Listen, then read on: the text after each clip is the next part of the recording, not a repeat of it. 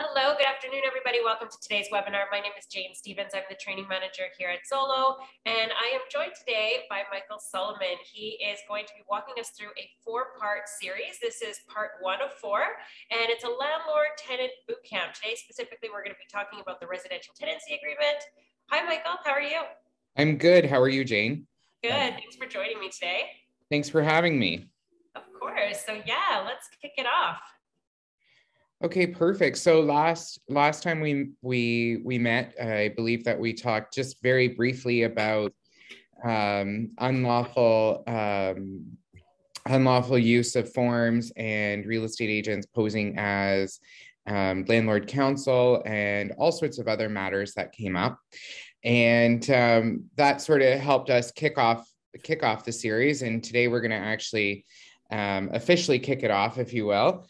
And what we're going to be talking about today, folks, is we're going to be talking about screening your tenants and forming the residential tenancies agreement and the changes that came through the pipeline in 2018 to form the new standard form of lease. So those are the issues that we're going to be covering today. I know it's going to be a bit dry, but I'm sure there's going to be lots of questions that can be asked and answered. And I'm also going to be sharing with some of you our information off of our website. So I'm going to be screen sharing today, but you can also, if you wish, follow along or take a read at some of the articles that are on our website. For those of you who don't know our website, I'm going to be placing it in the chat box for you. So then you all have a copy of where everything is. And yeah, we can get started from there. So just so you all know, in 2018, the government came out with a standard form of lease. So things changed when the government said you can no longer use your own residential tenancies agreement, you have to use ours. And what it did was it helped streamline the residential tenancies agreement to conform with the Residential Tenancies Act. And most recently, I'm actually just going to pop this up now. Most recently, the government came out with the new Residential Tenancies Agreement, which was dated for December of 2020. So you can see the old one from 2018. These forms are available on the Government of Ontario's website. This is the most recent version that landlords have to use. But before we get started to talk about that, I want to talk about best business practices when dealing with landlords and tenants. So best business practices are things such as checking the credit of a tenant, checking to make sure that they're gainfully employed, checking to make sure that maybe they haven't had any previous LTB cases against them for non-payment of rent and things of that nature. Okay, so what we talk about when we're screening is making sure that when we're screening, we also follow something called the Human Rights Code. So that means that we can't discriminate against a tenant based on sex, religion, creed, sexual orientation, immigration status, all of these types of things that you can't discriminate against tenants. So in the Ontario Human Rights Code, part of the issue becomes from an underwriting standpoint is I have a prospect tenant who may be new to the country but doesn't have an Equifax or doesn't have a TransUnion. So how do I handle that? Because you don't want to discriminate against them because they don't have an Equifax or a TransUnion credit bureau, but your landlord client requires some sort of good credit report or good credit rating and things of that nature. So what has happened in the past in some other cases, such as Curdy versus 273, is that if the tenant is new to the country but doesn't have an Equifax, we have to look at other ways where we could possibly help mitigate that, right? So they may actually have very good income, but they have, let's say, a reject beacon, right? Because they haven't applied for any credit in Canada. So we can't just say, oh no, sorry. we actually have to provide some sort of duty to accommodate. And that could be something such as maybe a guarantor, maybe they have a friend who can help co-sign for them, things of that nature. Now, if we're looking at, okay, well, he has no Equifax and he has no income, then that can be a completely different story, right? So those types of credit underwriting decisions have to be looked at in an ability to perhaps maybe perform some sort of accommodation to that effect, as opposed to just outright and declining. Because I have seen it in the past where a landlord has been brought to the Human Rights Tribunal because they declined an application based on the fact that they had no credit, but the income was really good and they were a newly landed immigrant. So that becomes a problem, right? The other issues to look at, and not just immigration, but also disability as well. So you might look at an applicant who says, you know, I'm on disability. You know, I probably have weak credit because the only income that I have is disability income, but I pay my rent on time. So it's looking at performing that duty to accommodate based on disability now. So does the tenant actually have the ability to pay?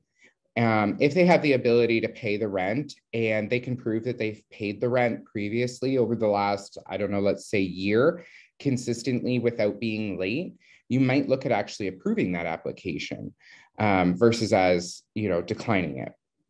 So there's all sorts of issues that we have to look at when we're doing that accommodation.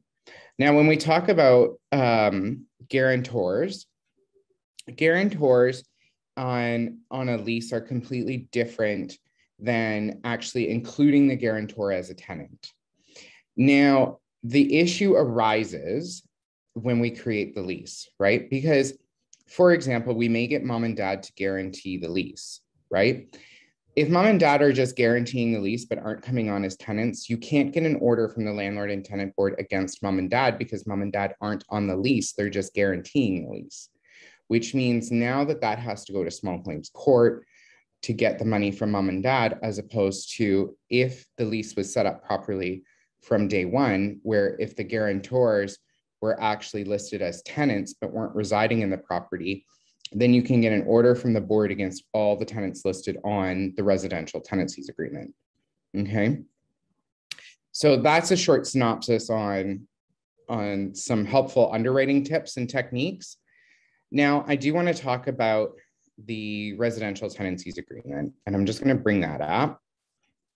While you're pulling that up, I just have a couple of questions. You mentioned screening tenants. So yes, of course, we ask them for credit score and proof of income, but you mentioned the landlord tenant board, how to find out if they have had a hearing before the landlord tenant board regarding, you know, non-payment of rent. How do we find that out? Or so that's a very good question. So what we have to do is we have to file something called a Freedom of Information request.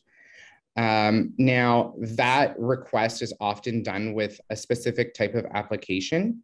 Now, we do have an entire package that's available to Zolo real estate agents. I'd be happy to share it with you folks. It is quite extensive, but I believe that it would drastically help as well.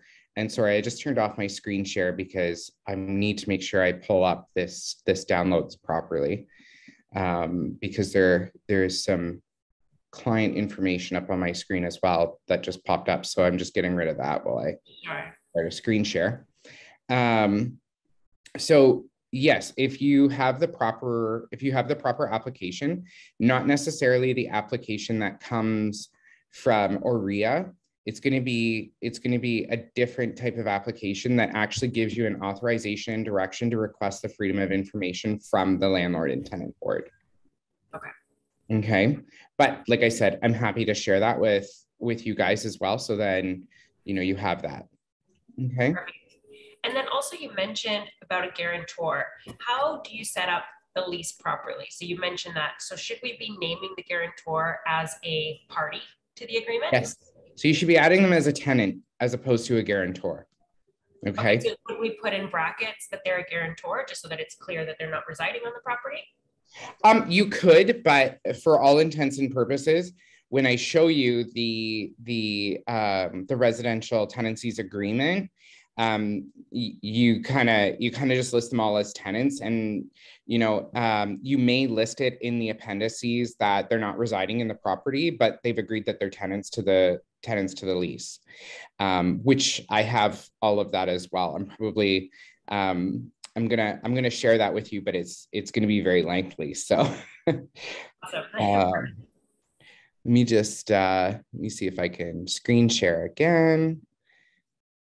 Okay, I don't know if you can see this properly, but here we go. So this is the one that came into effect on March 1st, 2021.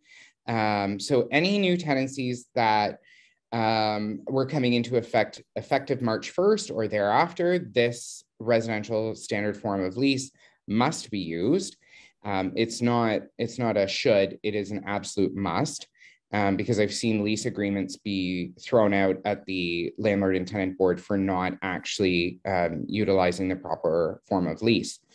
Keeping in mind, you have 30 days to give this to your tenant. If you don't, you're subject to a fine. Okay, so you must provide this standard form of lease to your tenants. The landlord's legal name, and you can add multiple landlords here. So this could be a corporation. It could be the actual name of the owners of the property. It cannot be a property management company. So it has to be who's registered on title to the lands. Keeping in mind that if the landlord's name and the tenant's names are not filled out properly, and say you have an issue and you need to go to the landlord and tenant board, your agreement may not be enforceable. Okay, so you may end up in a situation where you get an order to evict your tenant, but the sheriff can't evict them because perhaps maybe the tenant's information is incorrect or the landowner's information is incorrect.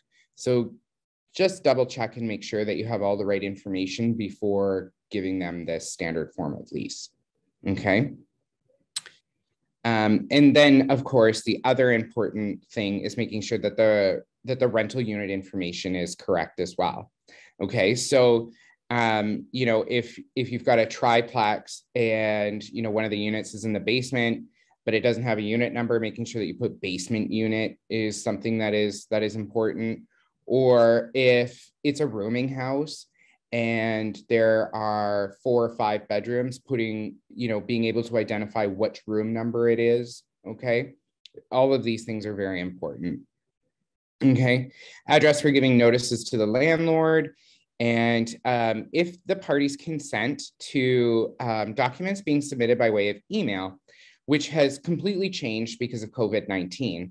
So as you are all well aware, long gone are the days of dealing with, process servers and slipping things under the door and dealing with this and that, personally interacting between the parties, because that sort of has fallen by the wayside, because of COVID.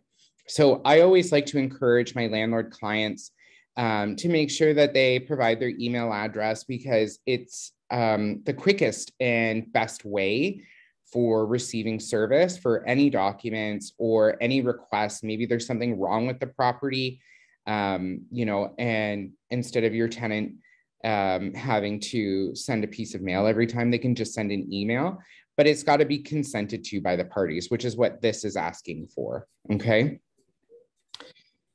The term of the tenancy. So most tenancy agreements run a 365-day calendar year, right? So making sure that, for example, if the tenancy starts on January 1st, so then you would fill this out saying that, it starts on January 1st, but it ends December 31st of the following calendar year.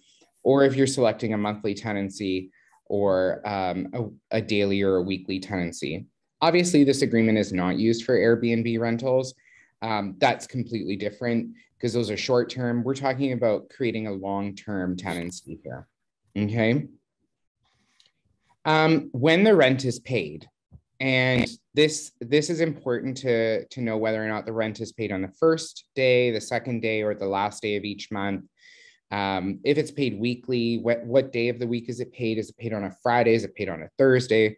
Things that the landlord and tenant board will need to know. Okay. If for whatever reason you charge additional for parking, or you charge additional for utilities, and things like saying you're responsible for 60% of the utilities doesn't equate in here, and it's not something that the board is interested in. What they're interested in is fixed amounts. Okay. Who the rent is made payable to. So this is important. If there's a management company that rent, that, you know, who are we making this payment to? Are we making a payment to the landlord direct? So are we making it payable to Bobby Sue, or are we making it payable to ABC Property Manager Inc., right?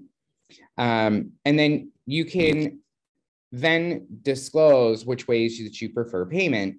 So we know post-dated checks are sort of a thing of the past. And, you know, tenants nowadays don't often have a checkbook. So, you know, things like, you know, e-transfer, bank deposit, all of that information that goes in here, that could be really helpful to the tenant. So then they know, okay, this is how I can pay my rent, right? When I'm filling this out for my landlord clients, I often put check, e-transfer, direct deposit. You know, I don't put anything such as cash. I don't want my landlord clients to be caught with cash in their hand, because the issue is it becomes a he said, she said if there's no paper trail, unless your client is providing receipts, which your client has to provide receipts under the RTA if your tenant asks for it. But I always like to avoid the issue of cash, because cash can, you know, like I said, become a he said, she said sort of thing. If there is a prorated amount of rent, so in the legal world, per diem, if there's per diem, and how that's calculated is what is the monthly rent times 12 divided by 365, and that's the per diem amount. Okay. So that's if say the tenancy is supposed to start on the 1st of the month, but your tenant moves in on the 27th of the month, there's going to be some lap over in days, and you know, you're going to want to collect those extra 3 or 4 days in rent, and that's how you're going to be able to find what those amounts are. Okay. The landlord's administration charge for NSF checks cannot exceed $20. That is actually written into the Residential Tenancies Act. So you cannot put $50 in here because you're not going to get it at the board, and they're not even going to look at your $20 request if you do request NSF fees of $50 and say, well, you know, I made a mistake, I meant 20. They're just going to say, well, you're not getting your 20 because, you know, you're not in compliance with the act. Okay. This is where your services and your utilities fall into play. Okay. A lot of the, you know, a lot of these older buildings have on-site laundry, but they're pay-per-use laundry. So they're the coin machines. Or, you know, by selecting no charge, because maybe it's a washer and dryer that's already in the unit. It's a nice new condo. You know, the landlord has it all installed. It's ready to go. Okay. We have a question coming in about utility. Yes. Just how to state that when it's, for example, 30% of utilities, how we put that into the RTA. Sure. So what we're going to do is additional services. Right here is where you put see attached addendums, and we'll get to those addendums shortly, where it actually breaks out what you can do and what you can charge. And I know typically we have the RTA formed lease that, you know, you can insert certain things into. At our firm, we have, you know, about 20 pages of standard clauses that are legal to put into the Residential Tenancies Act. So that's part of the package that I stated that I'd be happy to share with you folks. So then you can see what you should be putting into your addendums to the standard form of lease. So like I said, this would go see attached, and then you would have all your schedules in behind the lease. Okay. Perfect. So just another question here about the Schedule A, which is attached to the agreement to lease. If that conflicts with the residential tenancy or the RTA, what should we do about that? So in the Schedule A, for example, if it says $50 NSFE, should we be crossing that out and initialing it, or just disregard it because the RTA is going to? You should cross that out and initial it and have it switch to $20. Perfect. All right. Okay. Thank you. You're welcome. So then this also talks about who's responsible for what utilities. Okay. All right. Rent discounts. If there's a rent discount that's provided, I always do a no rent discount because it gets really complicated. You know, like if you pay your rent 5 days early, I'm going to give you 2% off. It's not even worth the calculation. So don't even offer it to your tenant clients and to your landlord clients. It's such a headache to calculate. So I always like to say there's no rent discount, but you may have a landlord who says, listen, I want to give them, 1 month's free rent, if they move in and, they move in early, I'm not going to charge them per diem and I'm going to give them 1 month's free rent, right? And sometimes landlords like to run those sort of discounts. So if that were the case, I would tick this box and I would put see attached addendum. And then you would explain it in your addendum. And we have all the clauses for rent discounts as well. Okay. The rent deposit, which we talked about last time, which we said, well, I'm going to collect 6 months worth of rent up front.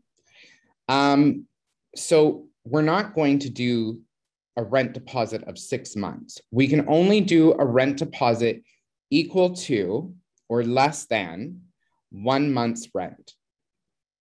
Okay. So if the rent is $2,000, you can take a rent deposit for $2,000 or less. You cannot take a rent deposit for $2,001 and more. Okay. And key deposits, which we talked about last time as well. Key deposit. To the increased deposit, would that be considered then prepaid rent if they are paying 6 months?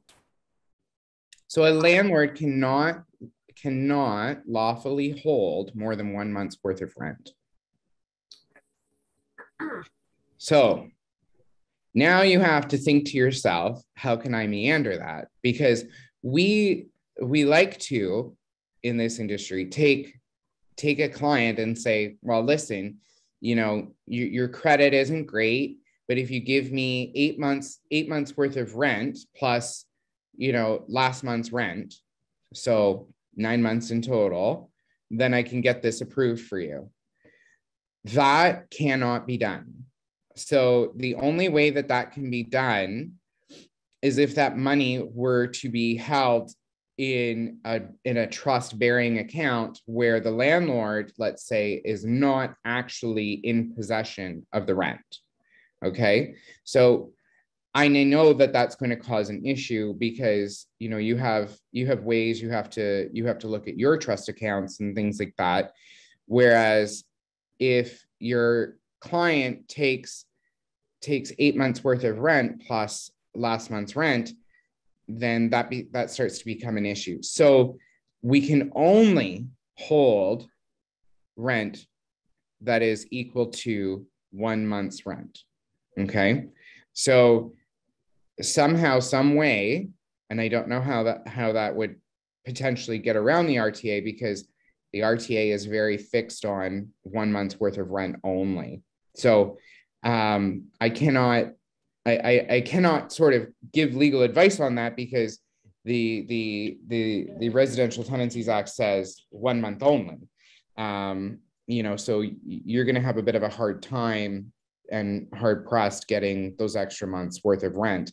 And I think, Jane, you had a case that you mentioned to me where the landlord had taken a substantial amount of rent, but then the tenancy was getting ready to be inactivated or something, and there was an issue there. So, and then it becomes the tenant has the right to apply to the board to say he's unlawfully withholding more than 1 month's rent, and the landlord can be subject to a fine and have to pay all of that back. So, when we walk in with clean hands, we're better than, if we walked in and said, well, I didn't know any better, because ignorance of the law really isn't an excuse. So that's not going to work for anybody. But that's how that needs to be calculated. And it's the same thing with key deposits. So, and I see this all the time where real estate agents go, I need a $500 key deposit. And you sort of sit there and go, is the garage fob really worth $500? The answer is no, it's not worth $500. So it has to be lawful. It has to be something that is going to be cost bearing. So for example, it might be $100, which would be more reasonable than $500. It may be $75, but it has to be able to be proven that that's the actual replacement cost of a set of keys. So if you have, garage fobs to a condo, entry fobs to a condo, a mailbox key, a front door key, you're probably $100, but you're definitely not 500, right? So keeping those things in mind, that they have to be a lawful amount, not something that's exaggerated, okay? And then if a refundable key deposit is required, you have to provide the description of the keys, the access cards, the remote entry devices, all of those things. So these things help, like serial numbers, right? So if it's, a fob to a building, you're going to want to put, black circular fob, serial number P12345, garage door opener, serial number P2379, all of those things. So then that when the tenant hands the keys back, that you've got, the set that you're supposed to have, or, that you've given that set over, okay? Then we go into smoking rules, and this is always fun. So I always advise my clients, there's always smoking rules, and see attached addendum. Because it can be very complex if you're in a condo building, right? So some condo buildings determine whether or not your balcony is a common element, and what is deemed a common element. So perhaps maybe the condo corp says, no smoking in common elements, but your balcony is a common element, so you can't go outside and you can't smoke on it, right? So you have to be very specific, and those things are always best to put in an addendum, okay, which is part of the package that we have here, that we're willing to share with you guys as well. Tenants insurance, I always recommend to my landlords to tell your tenants to get tenant insurance, and this just not is contents insurance, okay?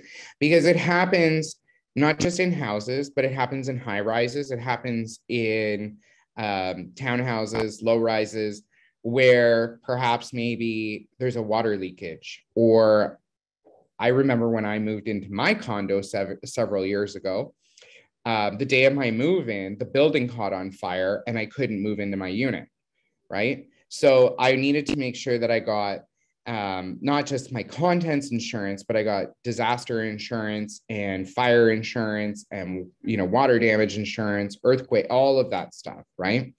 And because your tenant, if he gets stuck because he can't move in, who's going to pay for that? Because it's not the landlord's fault, perhaps, that he can't move in. Maybe it was somebody who, left a pot on the stove on the third floor and caused the building to catch on fire. So, making sure that your tenant has the proper insurance before they take possession of the property is of the utmost importance. And when we tick this box, we also have in our addendums where it explains what type of tenant's insurance we want the tenant to have, okay? Because the last thing that you want is to have your landlord becoming responsible for things that they shouldn't be, right? So, and then changes to the rental unit.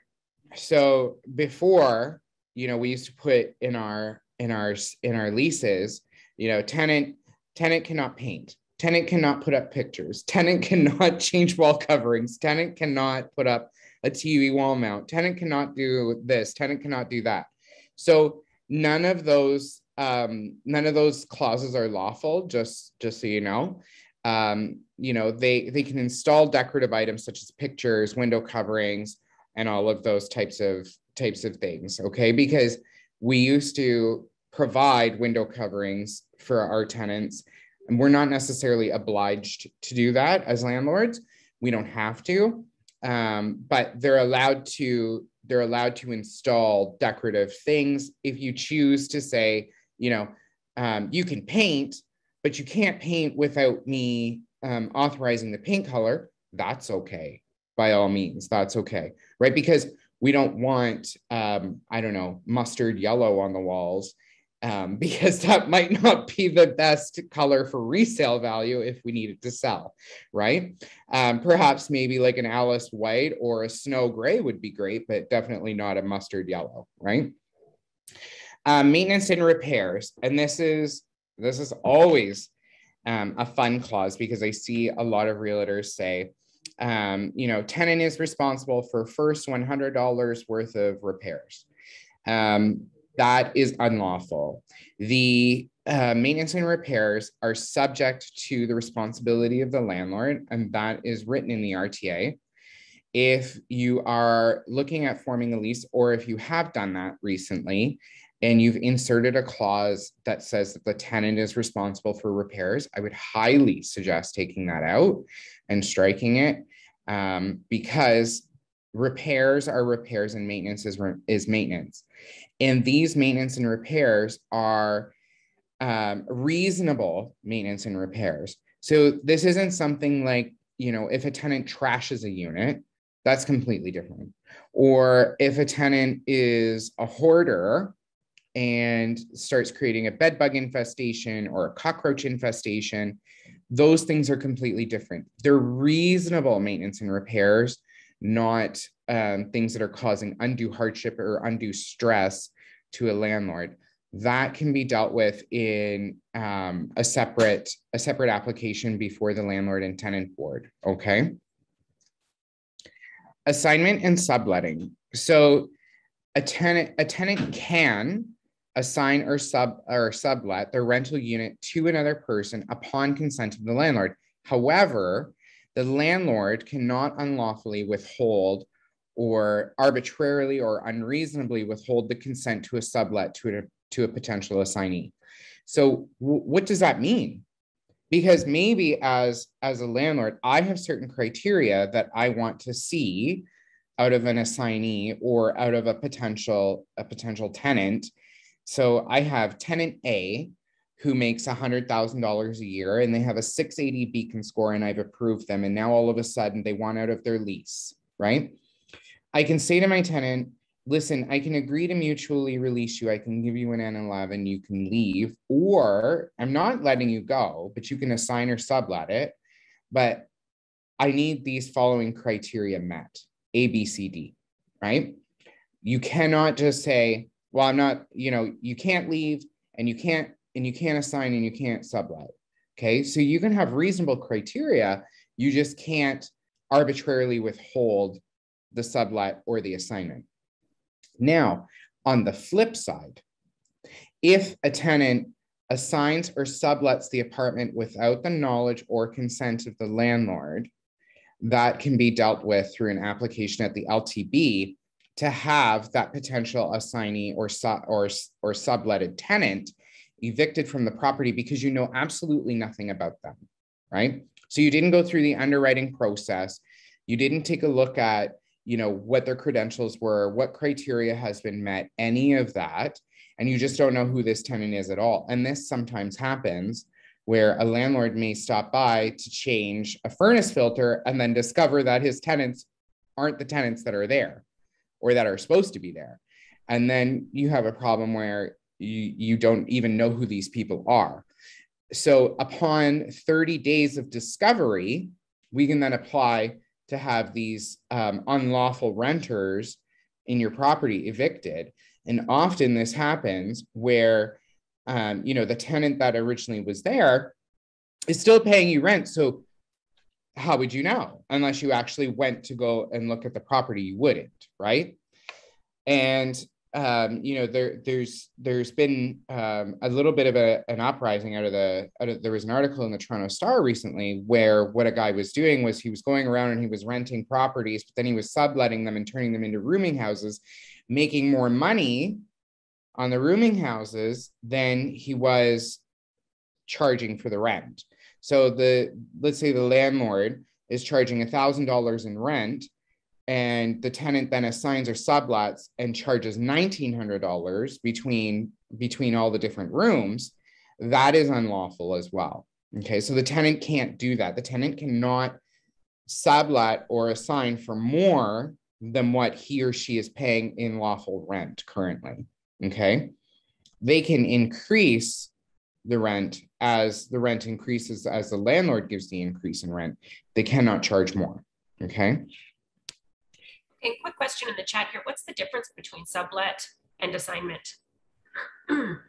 So a sublet is how do I want to describe a sublet? A sublet is that, I was living there, I'm not living there right now, and I'm going to let maybe my sister live there, right?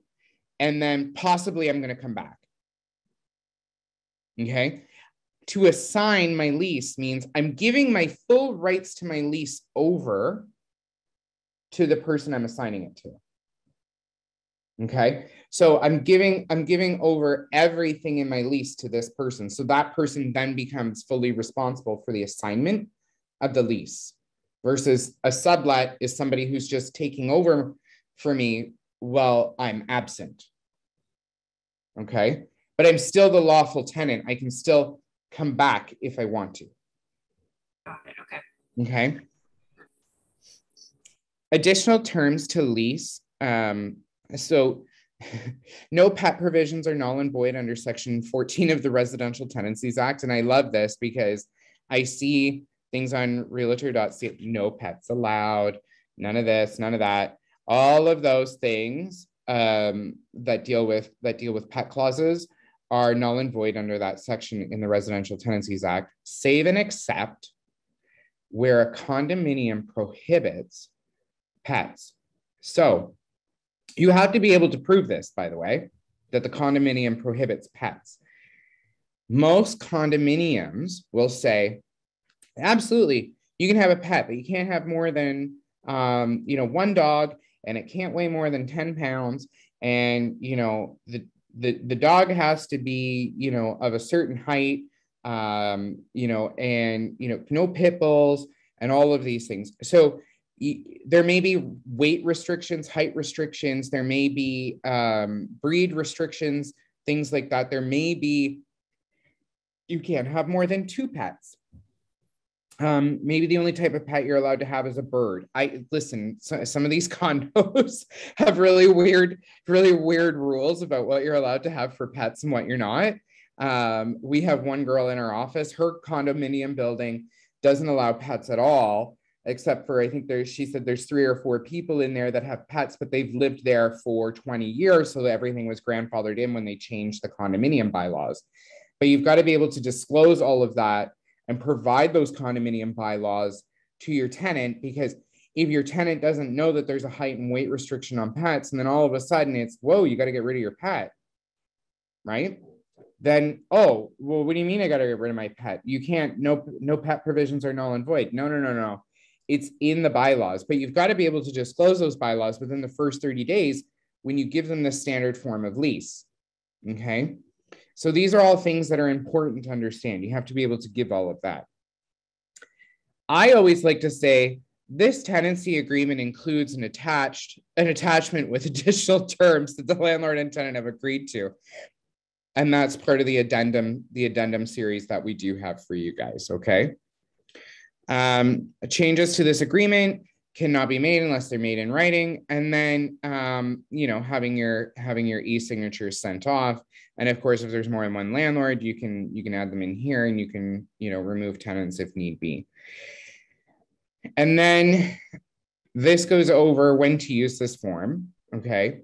The only time that we don't use this form is for care homes, mobile homes, social support and housing, and cooperative housing, and any other accommodations that are exempted under Section 5 of the Act. So nursing homes, right? But none of this stuff is really going to apply to you. Typically, it's not going to apply to you because most of the time you're dealing with, single family detached townhouses, rowing house, or, a condominium of some sort, right? Which will require this to be filled out. If a new landlord takes over the property, right? So say, you are selling the property for your landlord client and a new landlord buys it, right? You can't end the tenancy. So the tenant has the security of tenure in the tenancy. The only time you can end a tenancy is with respect to the options that are available on an N12, okay? And we talked about that last time, and what we needed to do was we needed to provide the N12 plus 1 month's compensation, plus we need a declaration or an affidavit stating the facts of the N12, okay? Without those 3 components, the N12 is null and void. But if a landlord sells his or her property and a new landlord comes in and is buying it as an investment property, your tenant cannot be evicted unless there's an N12 or an N13, and an N13 is for demolition, and you better and ought to be able to prove that you're going to actually be demolishing the unit, right? So it could be a triplex being converted into a single family detached. That could be a good reason, but not just because you want to renovate the unit, okay? It doesn't work that way. If you're renovating the unit, the tenant has the right to come back and pay the same price that he or she was paying prior to the renovation of the unit, okay?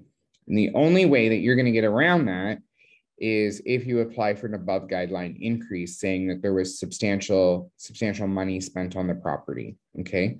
And we'll get into all of that in one of our other conversations. Renewing the tenancy agreement. So the tenancy, if it's fixed, if it's on a fixed term, it then converts into a monthly tenancy thereafter, okay? And there were some questions last time about, well, if the tenancy ends, then I'm going to do a new lease. No, because the security of tenure based on the lease that was formed in the first place is what exists, okay? If you unlawfully recreate lease agreements and then you also increase the rent rate in those lease agreements, because I've seen that done before too, means that the landlord can be subject to a fine and will be subject to having to pay back the difference in the increase, okay?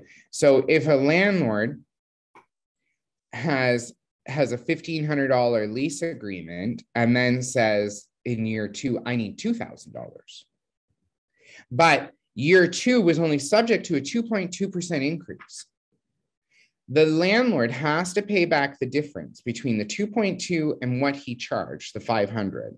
Okay. So he's going to be subject to having to pay that all back to his tenant because the new lease is unlawful in the eyes of the Residential Tenancies Act. Okay. So he's going to be subject to not just the fine, but to all of that money being retroactive paid back. Okay. Ending the tenancy. So if the tenancy is on a fixed term or if it goes month to month, the tenant or the landlord must provide 60 days notice to the end of the tenancy term. So if, for example, the tenancy has expired and then it rolls into the month to month, and we're at March 15th, okay? The tenant or the landlord has to give it to the end of the term, which is going to be May 31st. So April, May, because you're in the middle of March, right? Those calculations always seem to be a cumulative calculative error that happen at the landlord tenant board all the time, because people go, oh, it's just 60 days. I'll just count it out 60 days. And then it turns out to be the 14th of the month, but the actual tenancy agreement says that it's from the first of the month to the end of the month. So that's where it gets really complex. So just make sure that, you know, if your landlord client or if your tenant client needs to leave, that they fill out the documents properly. Of course, as we previously said in our last series, if they need help, we're here for you guys on a 30-minute free, right? And then giving notice of documents, other, you know, hand delivered, left in a mailbox or mailed, unless otherwise permitted by this document, which could be email. Okay. We talked about rent and rent receipts, how we should provide receipts to our tenants.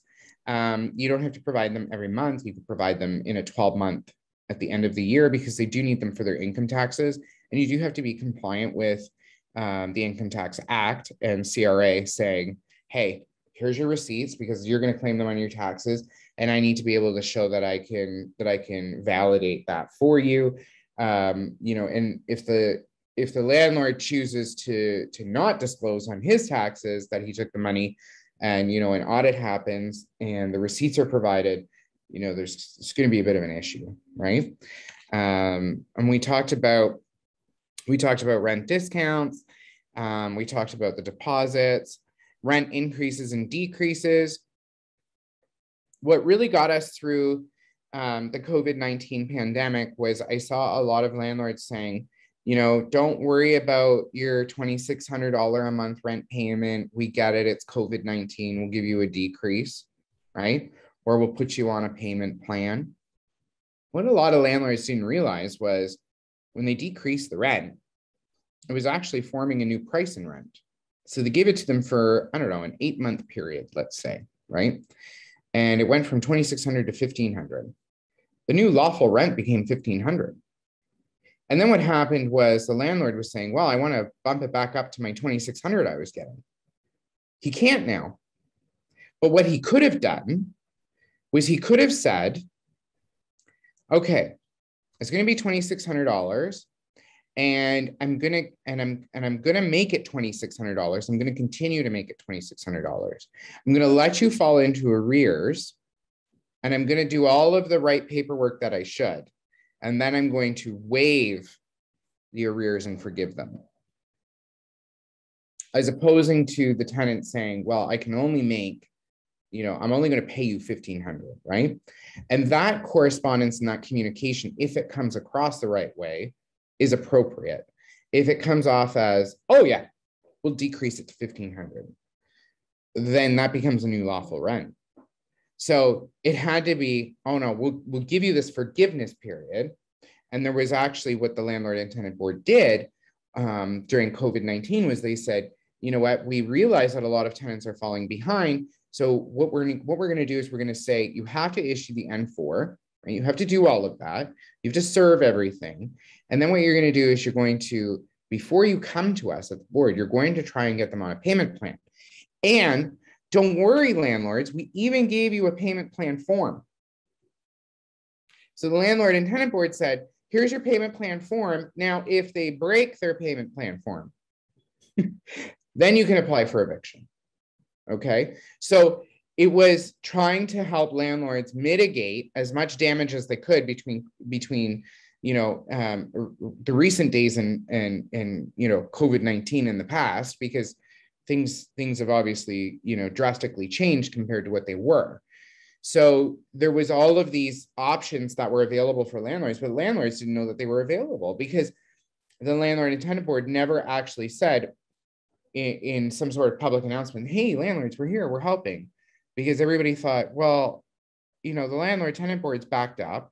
My tenants are in arrears. It's going to take me 2 years to get them out of here. They owe me $40,000.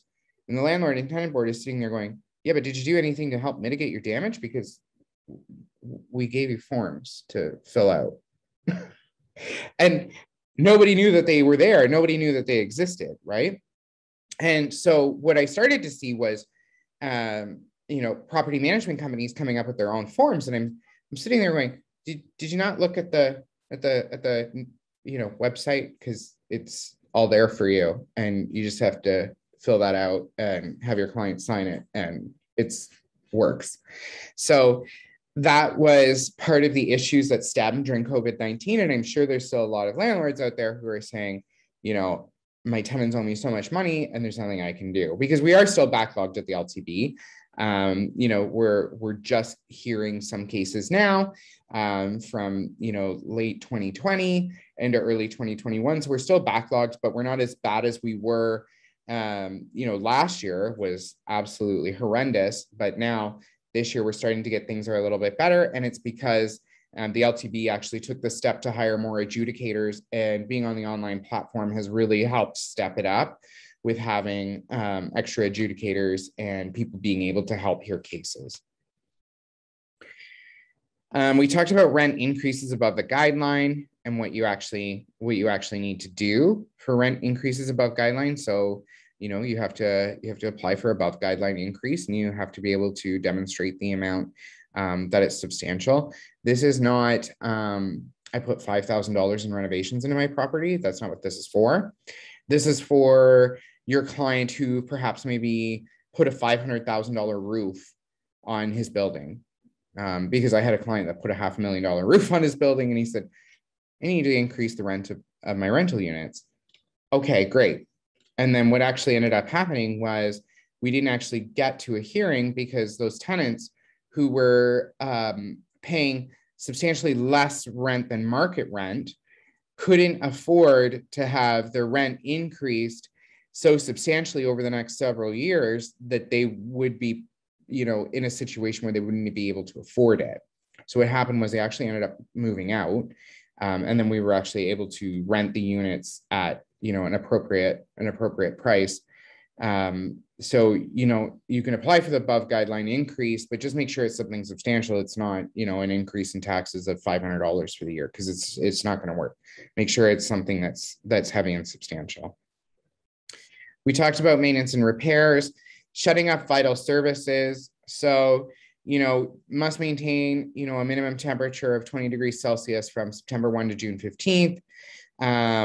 You know, some municipal bylaws may even have sticker requirements, which happens, but you can't shut off things like, you know, fuel, electricity, gas, and heat. You can't shut those things off, especially in the winter months. And there are a lot of people who like to have this, you know, sort of theory, well, you know, if they don't pay the electric bill because they're in charge of the electric bill, we can just shut it off. Well, you can't.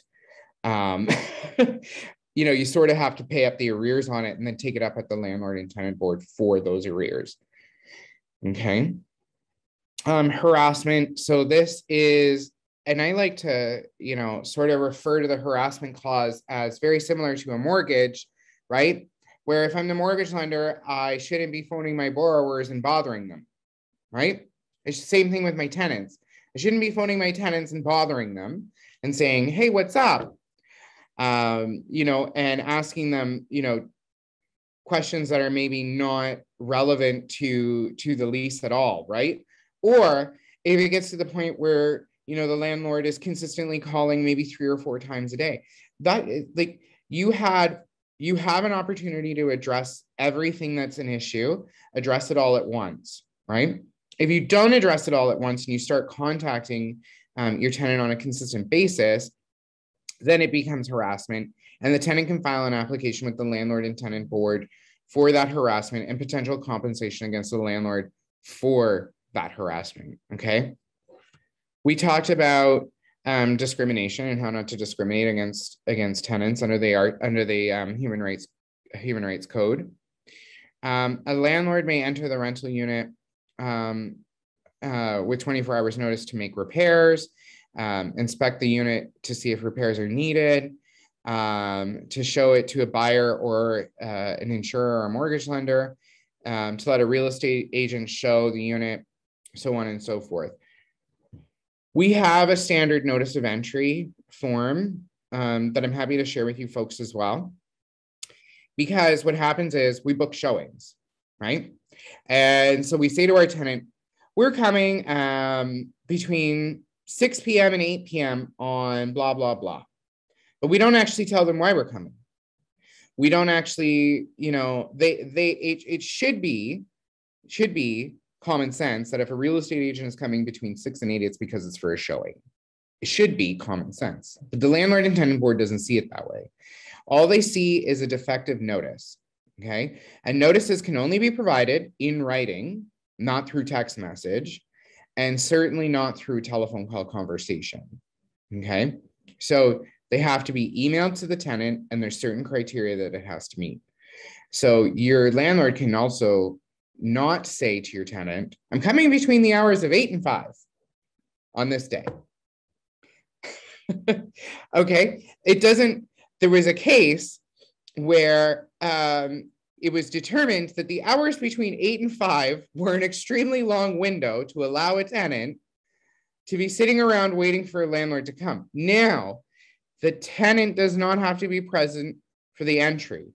However, the tenant's argument could be, I have valuable possessions in my home that I don't want my landlord to be coming in to my home when I'm unattended and not there.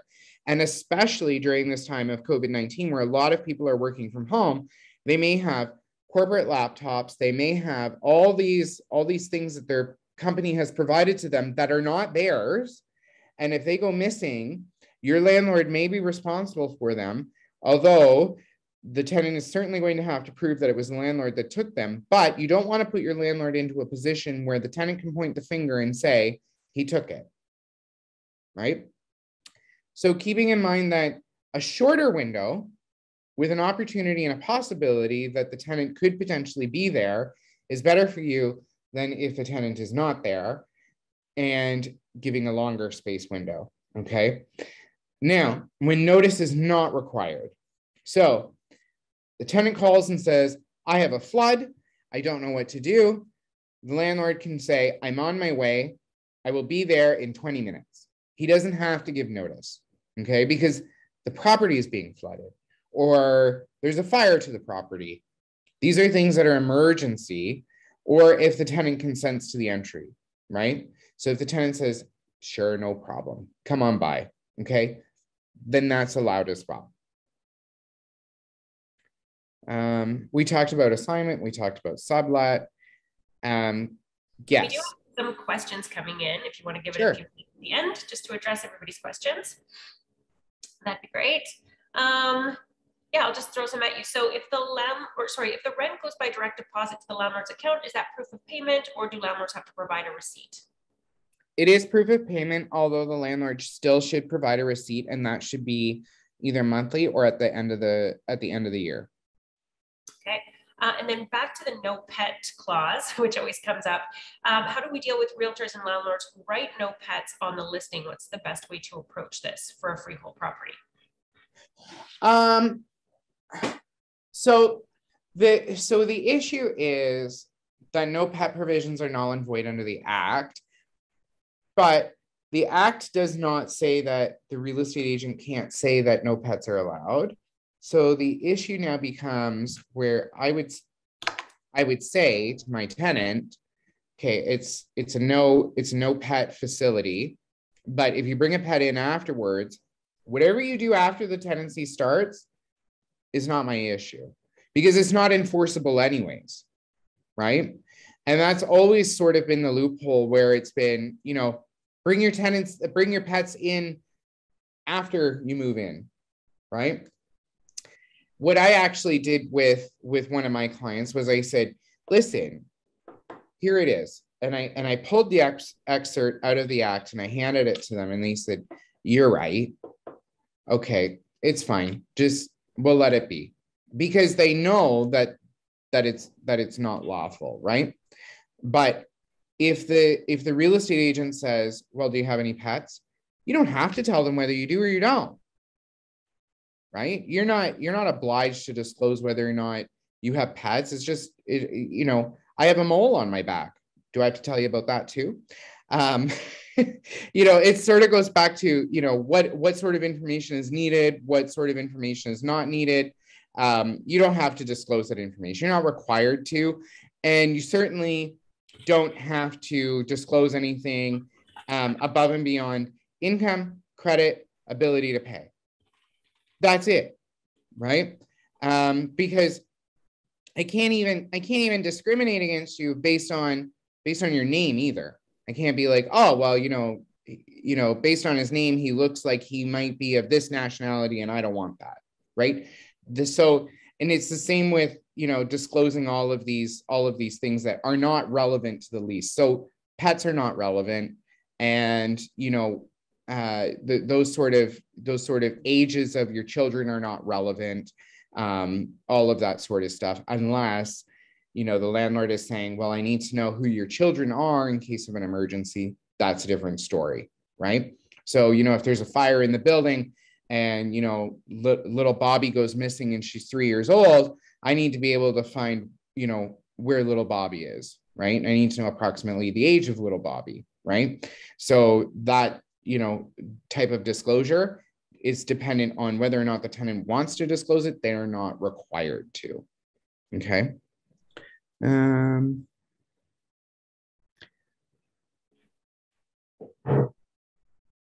Sorry, I'm just looking through some of the other questions that were here. Yeah, there was one at the very beginning, but sorry, I was leaving it for the end, so let me just address it now. Had a client who was new to Canada and they did not have credit history, and I put him and his brother who had a credit history on the lease. However, they said that they thought this is not legal and they wanted their brother to be put on the lease as a guarantor only. How can we convince them in this case? It's not that it's illegal. It could be a matter of preference. And again, this falls into adding it in on the addendum that they're just guaranteeing that they're on the lease for the purposes of not being tenants, but for being guarantors. All right, and then at the end, we had a question coming in as well. Feel free to unmute yourself if you want to ask your question live. But Mahmood asked, my client has just leased a property which is also for sale. The listing agent has put a clause that he can give 2 hours notice by text phone. Is this valid? No. Okay, also the property was advertised as entire. However, there is one large room in the finished basement which currently stores the landlord's belongings. Is this in order? No. So landlord needs to take his stuff out and go and put it in a storage unit because he's renting his house. The other issue that I have with this is it's listed for sale and he's forming a fixed term tenancy. So what is he doing? Right. And that in itself, it frustrates the tenancy agreement and, becomes an issue because the landlord needs to be able to decide, whether or not he's selling his property or if he's actually renting it. And it's funny because sometimes you see, I'm sure you guys see where it says for sale or for lease. But which one is it? Are you trying to sell it or are you trying to lease it? Because you can't have your cake and eat it too, right? So he's got to be able to make up his mind. You have to be able to either lease it or you have to be able to sell it. And if you lease it, you better not be selling it at the same time you're leasing it because you're going to have an issue. Okay. So I have a question. Yes. So Michael, once lease is in place and it's saying that it's for a 12-month period, they can't do anything if it's for sale as well. But once the lease has been accepted, that's it, right? They're there for a year. Because I've had clients that are worried that, hey, what if they decide to sell it after 6 months? Because I saw it was up for sale as well. Well, the issue now becomes that whoever the buyer is the buyer taking over for personal possession, or is the buyer going to continue to be an investor investing and letting me stay here, right? Now, if we talk about selling 6 months in, right? And then the tenant has to move because the property gets sold to a buyer who's moving in for personal use. The tenant can actually sue in small claims court for the doctrine of frustrated contracts. He can sue under the Frustrated Contracts Act. Okay, and he could be possibly, the tenant could possibly be awarded the amount of the difference that he's paying in his new rent versus what he was paying in his old rent, which could be quite substantial, right? Especially in this marketplace, because, you know, last year, you know, rentals were significantly less than what they were this year, right? Yeah. So, you know, tenants do have the ability to sue for it, you know, but yeah, they could be subject to an eviction if the buyer needs it for their own use. So lots to so talk really, about. the 12-year lease that we signed them up for is they would have, like, so it's not concrete or anything like that. I mean, if it's 12 months, it's not just ironclad or anything like that. If somebody purchases it, it could be out the window, you're saying? It could, if they want, yeah. It could possibly be. But remember, if they're 6 months in and they have to give the notice to the end of the lease term, the end of the lease term is 6 months. Right. So technically the purchaser can't close until the lease is over. Oh, okay. Right? Okay, because that's what I normally tell my clients. If they're worried, I tell them, like, once you're signed up for 12, then you've been accepted for 12 months, you have the year. Okay. And that is right. But there's a lot of tenants who sort of vacate without getting good advice and then not knowing, right? So we're over. Okay, so they should get legal advice, you're saying? Yeah. Chris has asked if you have a couple more minutes, we'll just address this last question. And then I know you're going to be joining us again next week and actually all month. So this is a 4-part series. So next week, we are going to be talking about lawful and unlawful clauses. But we'll just address this last question. And then thanks, Michael, for joining me. No problem. Chris asked if a tenant can pick up and leave and walk away from a 1-year lease before the lease is up. Well, this is a very good question. So yes and no, and it depends. Like everything in the law, everything depends. So was the landlord able to mitigate his damages and re-rent the rental unit at a similar price or perhaps for more? If the answer is yes, then there's no damage to the landlord. If the answer is no, because it took me 6 months to re-rent my property and I got $300 less, I may want to sue for the difference. Okay. And that has to be done. Those damages would then be done in small claims court because, you know, the tenant is no longer residing in the property, although Residential Tenancies Act has exclusive jurisdiction on dealing with residential housing. But if the tenant doesn't live there anymore, then, you know, he's subject to small claims court and, you know, a lawsuit for monetary damages. You're welcome, Chris. Awesome. All right. Just a quick last question. Arena is asking, can the landlord forbid a tenant to park a vehicle in the garage? The garage is included in the rent, but the landlord wants the tenant to only use it for storage. Nope. Absolutely not. That is now decreasing services, and your landlord needs to then decrease the rent proportionate to the decreased services. All right.